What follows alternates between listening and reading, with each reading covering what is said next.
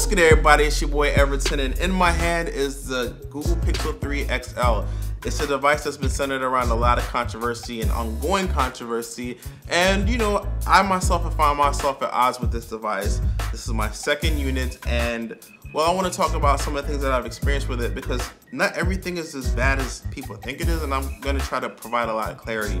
So first off, let's talk about the main thing that everyone has talked about, which is the notch. Now, so the notch is here. It's not attractive in my opinion. You know, you got to make a decision if you're willing to deal with it or not. But the question that you really need to have answered is, well, does it get in the way of anything? And well, does it get to a point where you actually stop noticing it? Like, is the software that good that you just stop noticing it? So I'm gonna answer both those questions. So first off, does it ever get unnoticeable? Like, do you find yourself so into the software that it gets, you know, you don't notice anymore? And the truth is that no, it never gets unnoticeable. Now, this is the thing. Sometimes you do get tunnel vision where you're writing a text message and you're not paying attention to the top of the screen as much as you are, you're focused on where you're typing that information. So you get that tunnel vision, right? But once you go back into something like a calendar where you're looking at maybe like the entire month or entire day view, I mean, it's right back there again.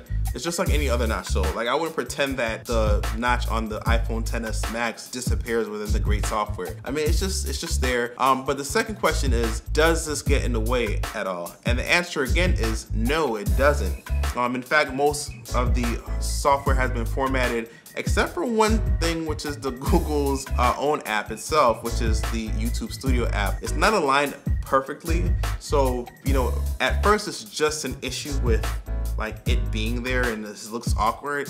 But secondly, if you want to use some third-party software to kind of black out that bar to make it look better without the notch, then there becomes a user issue as well. So it looks kind of off place. So that's the only issue that I really found. Everything else has been formatted quite well and fine. So let's talk about the rest of the display. So the display is actually pretty nice. I want to give Google props for what they've done with this display. It's night and day better than Pixel 2 to the Google Pixel 3, and you don't have to pixel peep or anything. You can just basically put them side by side and see that one looks drastically better than the other.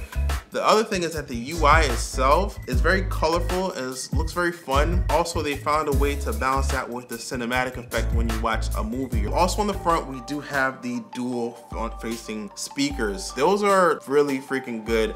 They're rich, powerful. They're not as deep, so sometimes, you know, cinematics events will not sound as full as, you know, like the surround sound. Obviously this is a phone, but you know, it's very good, very loud, very rich, and it's facing towards you, which is nice. But because of that, you're gonna have this bottom bezel here, which is thick. On the back, it's that two-toned with that single shooter here, the 12.2 megapixel camera, and we'll get into that along with the two on the front as well. The two-tone is actually something that I like. It's unique. The phone overall, it's flat, but the sides are kind of thick, so it gives you an ability to grip it pretty good. But once again, it is glass, so sometimes for the texture and the, you know, the oiliness of your hands, we'll base that on how slippery it is, but it doesn't make a lot of attempts to be super ergonomic, but it is manageable, and I definitely like that about it. So let's talk about the software. This is Google's kind of their version of Android. It's not stock Android. They've sprinkled some extras on there, and they do things a little bit differently than you might find on something that sticks very close to stock, like a OnePlus device. So I don't agree with everything that they've done, but some things that they've done have actually been revolutionary for me and helped me out a lot. So in fact, I might have to get up and go to my workbench and show you that. So let's go do that now. All right, guys, so here we are. We do have the Google Pixel 3 XL. I'm gonna go into the user interface to show you guys how we actually do certain things and how Google's a little bit weird. So first off, I wanna go into the UI. So I wanna go into the app drawer. So when I swipe up once, it actually gives me the option to, you know, look at the apps that I have open. But typically I just want to go into and see what apps I can, you know, do things and whatever. So in order to do that, I kind of have to do an elongated swipe or a double swipe. Anytime that you flicker up anywhere, you know, you can't flicker up most of the screen, but most flicks won't get you to, you know, the full screen unless you do a really elongated one. All right, that's the first one. I thought it was kind of weird. Secondly is that you can't actually clear out all the apps until you actually view all the apps or scroll to the end. So once you have your multi-app screen here, you kind of have to scroll all the way over and then hit clear all, right? And I don't really see the meaning behind it, but yeah, so here's a clear At the end, here is the clear all, and yeah, so that's another thing. Secondly, or thirdly, that you have all your notifications here, but once you go to the bottom of them, that's when you can clear all, instead of just having it clear all from the jump. These are just a couple quirks. Now, I actually do have the OnePlus 6T right here. Right, so immediately let me show you how this is obviously based off of Android Pie here. So let's go ahead and take a look. Immediately when I swipe down, I have the option here to clear out all of my notifications without having to go through all of them. All right, I can just clear them out. Okay, first of all, let's go ahead and, or another thing is, let's go ahead and see how we go into the app, to the app drawer. Let's swipe up. How do I go to App Switcher? I swipe up from the pill. I just think it's a little bit easier, and it looks a little bit more clean than that box look. It just looks a little bit more clean, a little bit more user interface friendly. I definitely like that about it. There's just some things that they have some quirks. But one thing I will say, I mean, I definitely do appreciate, is that the battery percentage indicator is here on both of them. This one I chose to be like a little circle or something like that. This one is just a standard bar, but the fact that like I can swipe down and then it shows me the battery indicator, that was actually pretty darn good in my opinion. The reason why is because I suffer from battery anxiety, but I also am I'm very controlling, and I want a lot of information about my device to be shown up here. And the fact that I can still get to it without having it being super present has kind of just done away with my battery anxiety without having to necessarily give up having the battery percentage percent available to me right away.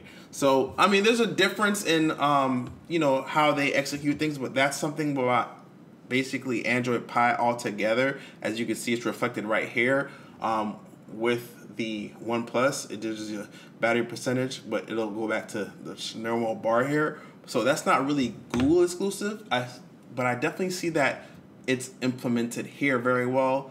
But the rest of the things that are on here are just kind of weird. But either way, guys, let's go back to the video. Okay, so you see that not everything with the Google Pixel is great, but obviously some things have helped me out a lot. Now, it's not immediately practical to me, everything that they've done.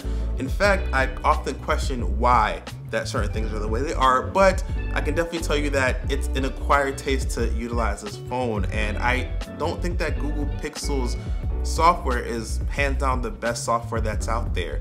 So one thing about the software that I wanted to talk about was the call screening, right? And it works. The thing is that the call screening is a new technology that most people find odd, and they're not familiar with it, and it eventually produces hangups. So I've tried it on a couple friends that were warned that I was going to do this this call screening service, and they used it and it worked. It worked like it was supposed to. Other people that I didn't warn were confused by it, even though it explained saying, hey, this person is calling using a call screening service. And also companies where they just ended up hanging the phone up after a while. Not to say that the technology doesn't work, it works. Just the results that it produces right now are unintuitive and unprogressive. Right now it's basically producing hangups. So let's move forward with the rest of the phone. The cameras, all three, they're actually pretty good. Now, first off, I want to say that there's a front-facing camera here, there's a wide, and there's an ultra-wide.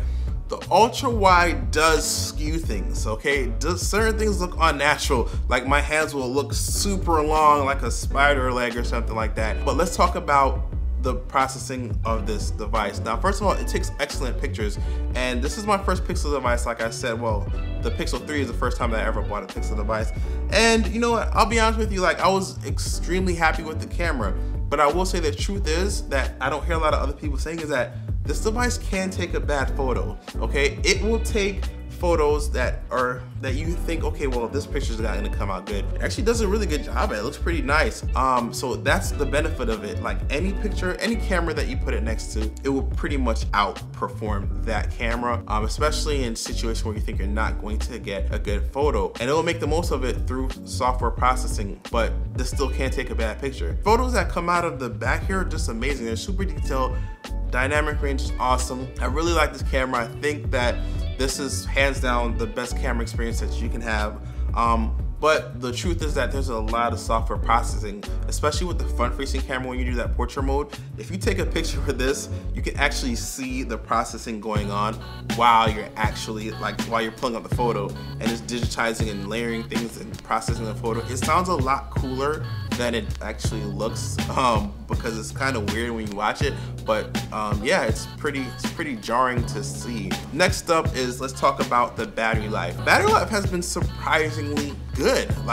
It's not the biggest battery, but I've been home for like the last 2 days, and this is the 30th day I've been home, so I've been using it as my primary device at home, where I have better reception than at my job. I haven't had to really babysit how, or be super frugal with how I utilize the phone. Just kind of lasts, and I'm happy with that.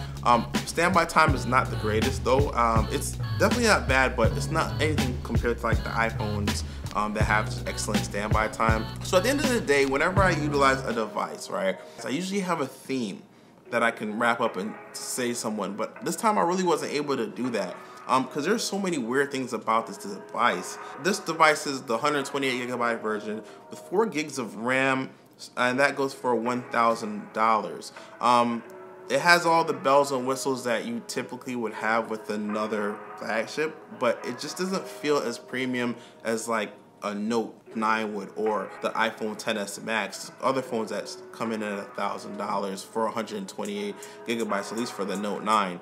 And this device just doesn't feel that premium. Now, I know what you're thinking, well, you buy a Pixel for the software and the camera, but I tend to disagree with that. Once you start to manufacture phones where you have hardware and software combination, you become liable for that portion of it. And if it's mainly about the software, then you should charge adapt your pricing or adjust your pricing to fit with the hardware that comes with it. It just doesn't feel like the most premium device that you'd pay $1,000 for when you compare it to its competitors. Also, you have competitors like OnePlus 6T that have technology and a lot more internals from what you're getting here, and also have a stock Android based theme going on here. Now, Google's does have a ton of their own sprinkleness in here, the way that they interact with the phone, but you're gonna have to ask yourself if the little tweaks and things will allow you to pay $1,000. And for me personally, I wouldn't do that. But either way, guys, let me know in the comments, does anyone have the Google Pixel XL? I know that if you have it, sometimes most people will say, man, I love it. For me, it's not a bad device. It's just a hard sell at $1,000 for this device, even though it starts at like $900 for the lesser tier. But this device, it's a hard sell for me. So, I'd say get another device. All right, guys. Well, I appreciate you guys watching. This has been Everton, and I review tech Everton's way. Peace.